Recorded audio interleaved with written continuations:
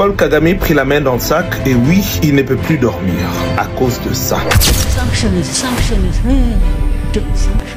for what? For just the food.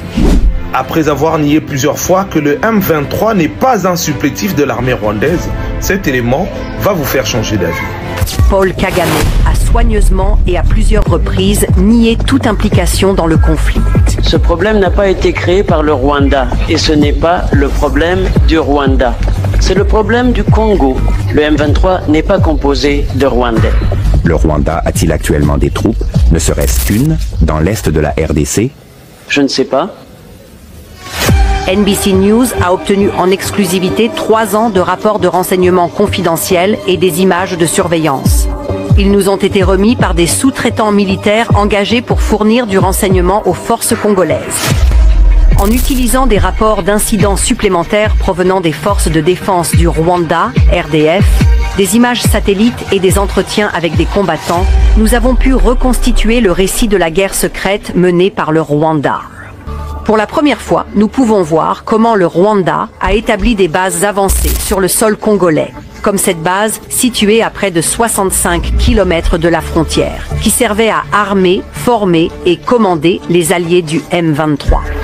Les images divulguées montrent également comment les RDF ont inondé l'est du Congo d'armes lourdes, notamment des mortiers guidés, des mitrailleuses lourdes, des lance-missiles et même des systèmes blindés de défense aérienne. Les sous-traitants à qui nous avons parlé estiment que le déploiement du Rwanda dans l'est du Congo compte désormais plus de 5000 soldats. Un porte-parole du gouvernement rwandais a refusé de répondre à nos questions, mais a déclaré « Le Rwanda agit pour défendre ses frontières et n'a aucune ambition territoriale en République démocratique du Congo ». Pour préserver le secret, le Rwanda a commencé à équiper le M23 et ses propres troupes avec les mêmes uniformes et équipements non identifiables, rendant presque impossible de les distinguer les uns des autres. Pour éviter la capture et l'identification des systèmes d'armes rwandais, il les faisait passer chaque nuit de part et d'autre de la frontière vers le Rwanda. Les forces de défense rwandaises, RDF, retiraient les corps des soldats rwandais morts du champ de bataille, et lorsqu'ils ne le pouvaient pas, ils les dépouillaient de toute pièce d'identité et d'insigne.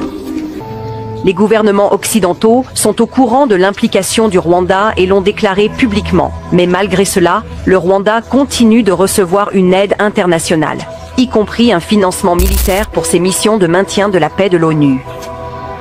Désormais, le Rwanda est à la table des négociations de paix menées par les États-Unis, bien qu'il n'ait jamais officiellement reconnu sa participation au conflit.